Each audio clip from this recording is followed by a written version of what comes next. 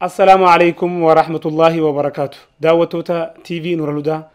خن سجنتا عدا سجنتا عيد الفطري بركم تكوفي لبافري في أفرتمي تكوتي. سجنتان تي في نور الهدى خن أيانا عيدا سوي هجونا سيداته كن ميديا برودكشن ولنتودان سجنتا خيسوما قبلني تدي أني جرا سجنتا تناوجين ترتي غاري. إن شاء الله خيسوما خيني خانا را وبليس خيني تكو وجين ولتنبرسيفنا سيناسا سدركا مرجو خنا كاتا تيجي إسقافنا قرم ساعات سندبرسا إساوجين ترتي غاري سنجان درارتي مقا خيساني في إدور لوتا أكسمس إدور تبارتني في خنا داوتو دخينياف نوفي بسا. بسم الله الرحمن الرحيم. مقان كيا محي الدين فخر الدين علي نانجاني إدون لوتا خيا ملكا جبدودا تكينيتي غندلمان قباچو تره tokko malkaa jabduu iddoo dhaloota kiyyaa yommuu ta'u tokkos naannoo ammisteenya qafiiraa gad naannoo jiru sanittiin guddadhee jechuudha. Magaalaa Dirree Dawaa naannoo ammisteenyaatti jecha. Manni barumsaa baay'eedha. Tokko malkaa jabduu sadarkaa takkaffaa fi lammaffaa achi dabree jadiida mana barumsa jadiida. Achittis kutaa 2-3-4 haga 5 baradheetiin ture. Sanirraa dabree Kaziiraa Timirti Beet yookaan Mikaa'el kan jedhamu kanattis kutaa 6ffaa baradheetiin ture. Sanbooda malkattiin deebi'ee malkattis niin baradhee achi sanbooda Madaanii Alamittis barannee turre. Madaanii Alam Timirti Beet kutaa 9ffaa صاحب خيا بليس خيا عدنان جعفر جديدتي سوجي برچا توري سنرا دبري خطا سغالتيس ولد دفنه توري يچو من برمسا مدهاني علم جامو خنرتي سمبودا چي دبري هاي سكول تكن وني مالي ديبو دتي سمتكو برنه توري سابيان سمبودا هاي سكول ديبينه هاي سكول ورا خدا سغال sagaltamii jaha irraa baane sagaltamii shanii bara 1995 akka lakkoofsa Habashaatti xumurree yuunivarsiitii Haromaayaa barannee jechuudha. Yuunivarsiitii Haromaayaatti barannee waggaa tokko obboleessi kiyya kun nu jalaa mure Adnaan Jaafar kun sanboodaas Haromaayaatti na dhaqqabee achiis waliin turree jechuudha. Haramaya University attiin baradhee Haramaya University ti Agri Business Management barnoota kanaaniin xumuree achirraa bahuu danda'ee jechuudha. Maashaallah. Erga ifamtan boodoo eega bifamne boodallee yaani more of gara business ana butti qalbiin tiyya baradhee eegaan achi bahee daldaloota adda addaatiin dura yaaluu eegale. Osoon CV fudhadhee hojii qixrii tana barbaadu duratti bizinesoota adda addaa yaalaatiin ture. Kaniin dura jalqabee bizinesa networkingii jedhamu kana. Networking questnet.com jedhaniini. Isa sani kaniin dura networkingii kanaan jalqabee jechuudha. Isa kana osoo dalaguu questnetii kana osoo dalaguu business conference idaf Nairobi deemne achittis training ilee adda addaa questnet dhaaba jedhamu kana nama dhaabee jira VJ Kumar jedhaniini isa saniin illee achitti wal garree sanbooda Sheikh Ali Jimmaa ni beeyta Sheikh Ali Jilmaatiin wal argine jechuu achitti. Maal naan jee duuba maaliif dhuftan waan akkana networking business kanaafin dhufeen jeen waan akkasii daleedaa shari'aan akkamiin ilaaltiin jeen wallahi yeroo san keessatti jechuu bara 19 meeqa ture akka lakkoofsa bara shaatti 2000 irratti ture yeroo san keessatti shayni rabbi jannataan isaan haa qananiisu dhaamsa jabaa tokko naa dhaaman duuba dhaamsi isaan naa dhaaman businessiin akkanaa kun networkingiin kun haga ammaatti fatwaan sirrii tan itti kennamte hin jirtu. Halaali haraami waan jirurratti shubhaata keessa jira ture. Waan shubhaata keessa jiru kana yoo rabbiif jecha dhiiste rabbiin dalagaa qulqulluu ta shubhaata hin qabne rabbiin bika sii buusaanaan jedhe du'a. Dubbiin san qaceelloon na tuyxe na keessa seente. Baasii guddaan baasee dhaqee biyya Naayiroobii san. Dalagaa kanaafis maallaqa guddaan baasee yeroos hedduun irra gube. Duboo hogguu akkasnaan jee dhugaadha dubbiin tun jeetiin rabbiif jecha hojii san achumatti lakkisee jechuudha. Eegaan achi as deebi'ee waggaa takka biizinasoota adda addaa yaalaatiin ture. Eegaan dhufees just biizinasuma ture fadhiin kiyya guddaan. Maaliin jalqabee halloo gaalaatiin nagaduu jalqabe. Eegaan digirii fudhadhee bahee just maali hojii tuffachuun hin barbaachisu. Abbaa feete ta'e sadarkaa feete irra jiraadhu hojii tuffachuun hin barbaachisu jecha. Digirii kiyya manuma kaayetiin halloo gaalaa tana soogidda dibnee maal goonee feenee ayisuuzuudhaan gara Finfinnee ergaa turre jecha. Sanis akkasitti yaalii jabaa godheetan ture milkaa'uu hin dandeenye. Gusan booda maaltu yaadanaa dhufee at least hojii takka waan hin baradhe kanaanis hojjechaa tattaaffii kiyyatti fufuun qabaa waan hin jiru murteessee jechuudha. Eegas boodaan CV kiyya qabadhee adeera keenya Haaji Kadiir bira dhaqee dubbisee jecha. Maali guusanis guutuutti hojii na fudhattu hin barbaanne. Hojiin hojjechaa biizinasa kiyyaas yaalii godhuu danda'u. Taami jedheetiin hedduu if keessa deddeebi'eef gaafadhe. Wanniin filadhe maali yuunivarsiitiilee yookaan kolleejiilee barsiisuu waan jiru. Sanirratti murteesseetiin maal godhe jechaadha. Gara yuunivarsiitii Lucy University College achiin dhaqee CV kiyya galchee nu yaaman fatanaa interviewii fi qormaatan takka takka hin seenee nin dabree duba alhamdulillah. Yeroo duraatiif hojii qixrii achittiin jalqabe jechuudha. Yuunivarsiitii Lucy College kanattiin yeroo duraatiif hojii jalqabe. San hogguun jalqabe maaliin godhee tattaaffiin kiyya guddaan torbaan keessaa guyyaa sadiittiin akkamittiin duutii kiyya fixachuu danda'a waan jiru. Barattoota hojiis walii galuudhaan yeroo baay'ee isniina salaasaa arba'aa kanatti niin xumura jechuu duutii kiyya. Guyyaa hanga hafe kaan biizinasoota adda addaa jalaan fiigaa ture. Akkumaan reefuu isiniin jee hojii tuffachuu hin barbaachisu akkumaan jee sanitti hojii sibiilaan kukkufee dalaguu jalqabe jechuudha. Digriin qabaas hin jenne kolleejiin barsiisaas hin jenne uummata gurguddaan barsiisaa. Haa ta'u immoo za'aa naa hafte kanatti maaliin dalagaa kolkollee sibiilaan karatti kukkufee kana deddeemee ilaa hanga taankii curuutti deemeetiin ture jechuudha. Hojii san keessaas hedduun achuma barsiisaa yaalii jabaa godhaa ture. Rabbiin hin jenne boodarra maaltu uumame yeroo san keessa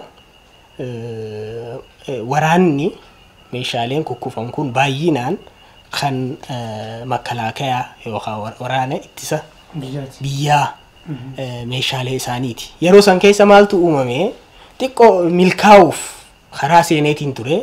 Hamma tokkos xiqqoo horii irraa argadheen ture. Faayinaalii maaltu ta'e sibiila kana guurree taankii cirree maalii wajji walii gallee qabalee san warra bulchuu wajji walii gallee isaaniif akka kontiraataatti irraa bitee cirree maal goonee fixnee nuu fe'ee bikka wanni geesse bikka itti mazzanan geesse maaltu dhufe akkuma reefu siin jee waraanni ittisa biyyaa humna ifii irriseeti hojii kana akka hojjetan godhe jechuudha.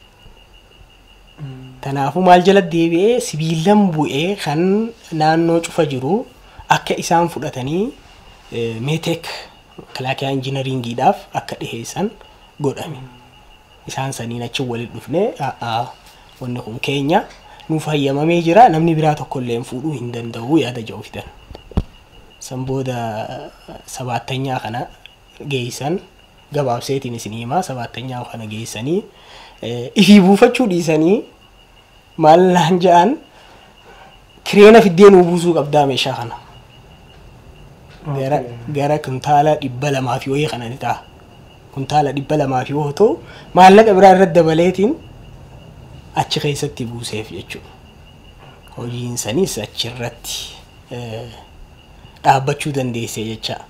Eega hojiin san dhaabbatte maaliin godhe yeroo hamtuu san keessaan fuudhee jechuudha. Just hojii biiznesoon yaalus dhaabbate maallaqa xiqqoo hangaan achirraa walitti qabee sanis achirratti dhadhawadhee anaa lafa qabate san carraan fuudhaa hun dhufee jecha. Bakka kanarratti wanni hin dhaamuu barbaadu maali?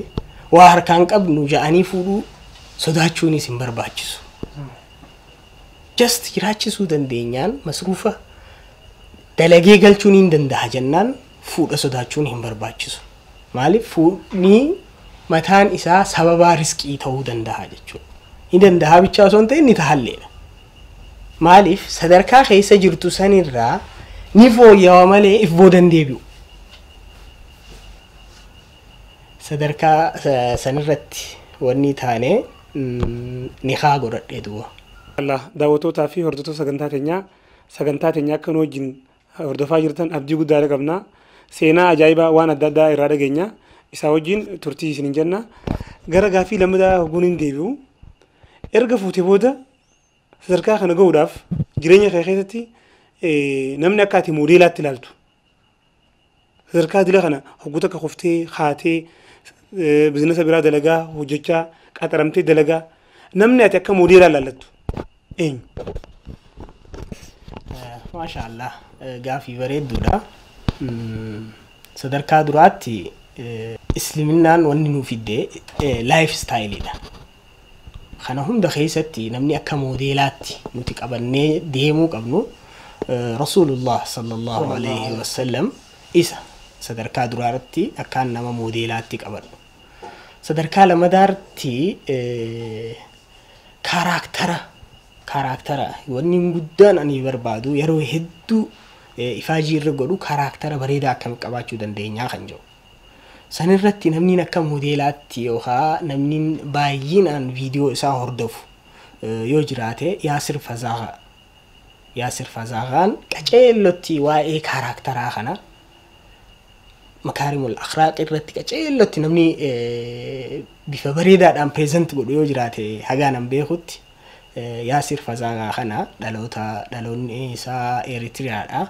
He is an Eritrean American. So isaas hordofaatiin ture especially the 6 C's haja'u namni carraa argate hundi yoo laale baay'ee natti tola. 6 C's 6 characters C jahan jee kaaye sanis qaceellottiin hordofaa ture. Lamada tiksiilee maal jattaan quotationsnoota adda addaatis motivational kan ta'an hordofaatiin ture baay'inaan laalaatiin ture. Never give up waan joo kanarrattis baay'inaan hordofaatiin ture. Maal jaan jechi qaceellotti naa ta'uu san keessaa if you want to read the success story, I mean failure story, read the story of successful people jaan. Maaliif namni successful ta'e hundi waan keessa dabree qaba jechuudha. Kufaatii hedduu keessa dabranii waan sadarkaa san gahaniif kana wanni akkaan abdii hin muranne godhee if duranna oofuu danda'e. Daawwattoota keenya sagantaa tanarratti seenaa bareedduu akka dhagaa jirtan abdii guddaa qabna. Duuba obboleessa keenya kanarra ziyaaraa isa bira dhufnee idisee hojii dabarsaa jirru yeroo ammaan tana CEO kaampaanii gurguddaa sadiiti. Kaampaaniileen kanneenis Alfurat Solar Technology PLC akkasumas Soda King Soft Drink ammas Sunny Night General Trading. Duuba sadarkaa kanarratti maaliin ga'uu danda'e?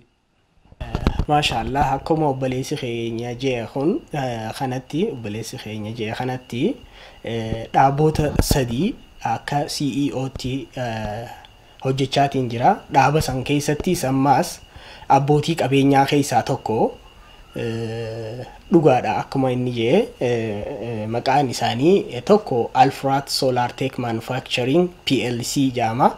Wanni inni hojjetu soolaarota adda addaa assemble godhuudhaan gabayaaf dhiheessaa jirra.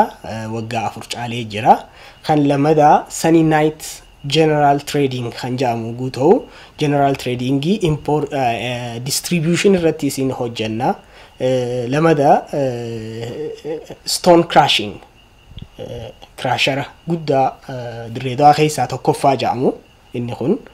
Hojiin isaa maali? Dhagaalee caccabsee 01 02 00 kan jedhamu kanaan akka inputii constructionaatiif dhiheessaa jirra jechuudha. Kanaas waggaa takka caalee egaa hojiirra oolchine. Kan sadaffaa Soda King Soft Drink PLC kan jedhamu inni kunis amma recently eegalame ji'a lama hojiitti kan seenne. Wanni inni hojjetus soogidda oomishee soogidda iodized godhee paak godhee magaalaaf dhiheessuudha. Dhaabota sadeen kanarratti kan inni hojjechaa jiru. Dhugaadha akkuma reefu si hime san anaa feelariitii keessa jiruun fuudhee akkaan siin jeetti. Egaan fuudhee booda automatically jireenya nama tokkorraa gara lamaa waan dabeef dhaaba galiiwwan Dirreedawaa irratti akka ooditaraattis qaxarameetiin jidduun wannis dalagaa ture jechuudha. Osoon sanirraas dalaguu hojii lamaan godhe jechuudha. Hojii lameen kanaan ati gara ji'atti gara ilaagu gara 5,000 fi wahii 6,000 dhiirni godhaatiin ture. Sanuma keessa maali du'aa'iin godhachaa ture. Maaliif san keessatti hafuun qabu. Dhugaadha qaxaramanii dalaguun bareedaa miti jechuu kiyyaa miti. Qaxaramanii dalaguun bareedaadha. Maaliif hawaasa ifii tajaajiluudha. Qaxaramtee dalaydee laakiin employment mentality keessa seenuun qabu. Employment mentality tu jira. Employee ta'uun gaarii. Hawaasa tajaajilta muuxannoo argattaa jirra. Kuma siin jee osoon san keessa dalagaa jiruun du'aa'ii jalqabe yaa Rabbi. Waan takka. Ta kana keessaa na baastee hojii xiyyaas dalagachuu na dandeessisu. Maaliif akkuma reefu siin jee duraan siin jee sanitti gaafaan barsiisaa ture san yeroon qabaachaa ture. Amma bakka lamaan qaxaramee yeroo dhabee jecha. Osoon du'aa'ii godhadhuu carraan hojii takka dhufte. Carraan hojii tun gizee dhufte maali ta biizinasa keessatti na deebistu jechuudha. Ubbaleewwan kiyyaa tokkootu carraa kana naa dhiheesse. Isiin maaliif nu hojii markaatoo teessee hin daleene firaasha kana atummaan maqaa keetiin laayisensiis baastee nu hojii hojjettee koomishina sii hisaabnaa yaada jiru ofarii jiru naa dhiheessan. Hogguu ofarii kana naa dhiheessan bikka kanatti waan takka akka hubattaniin barbaada. Ofariin naa dhihaate ji'aan birrii 5,000. Asitti akkumaan siin jee bikka lameen hojjechaa meeqaan argachaa ture? Tooruma sani. Fooyyooyinsan qabu jechuudha. 5,000 mana kiyya taa'ee 5,000 mana kiyya gadhiisee warra kiyya asit dhiisee Dirreedawaatti jechuudha. Finfinnee deemuu qaba. Finfinnee galee warra kiyyaas asit dhiisee waciin bikka lama taati jechuudha at least. Just gubbaarra yoo laalle non-profitable. This is unprofitable. Unacceptable dha jechuudha. Gubbaa kanaa miti kan hin laale. Just akkamitiin fooyya'uu qabaa yaadaan jiru. Carraa akka carraatti hin laale jechuudha. Amma normal thinkingiin yoo kan laallu taate 5,000 asitti maan harkadhaa ilaa 6,000 harkadhaa.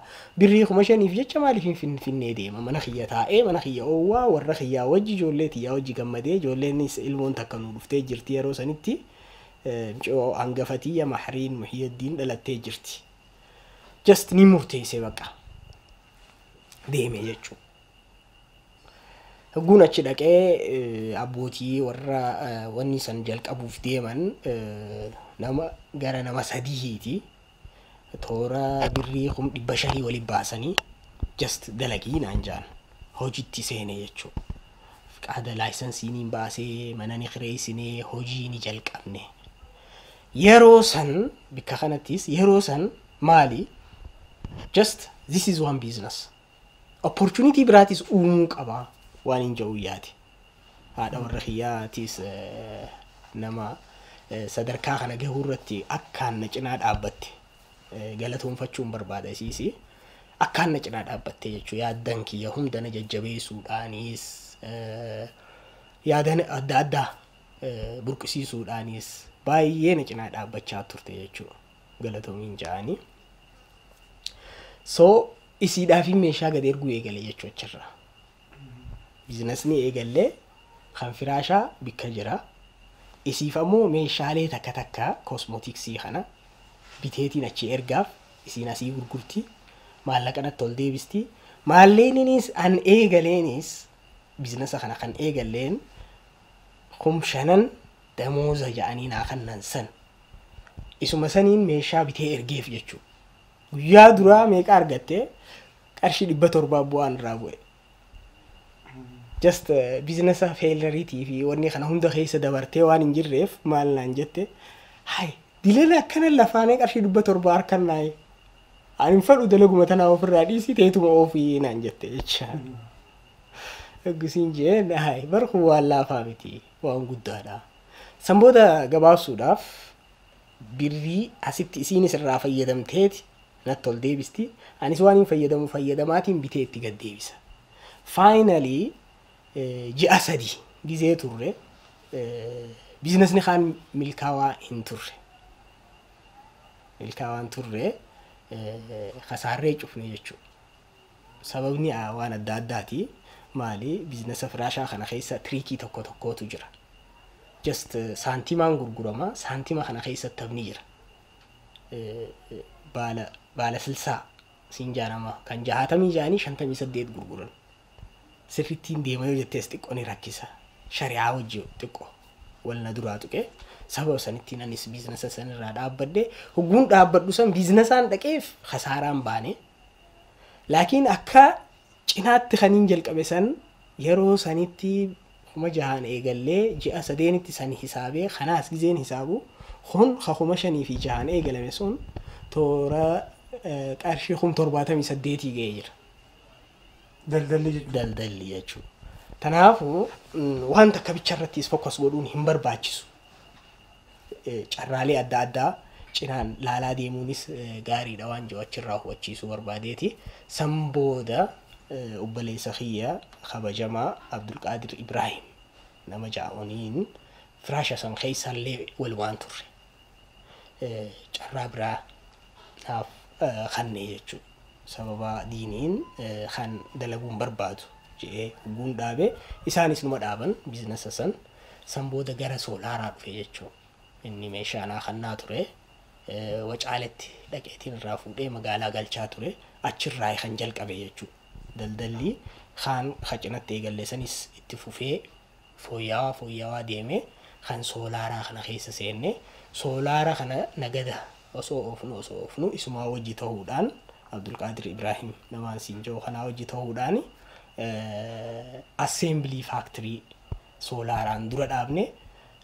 Assembly factory kanarraan dabarree sadarkaa lammadaatti Night General Trading kan dhahaa daakuu kana dhaabuu dandeenye sadarkaa sadaffaarratti amma soogidda kan oomishu kana Soda King soft drink PLC isa kana dhaabuu dandeenye jechuudha sadarkaa akkanatti.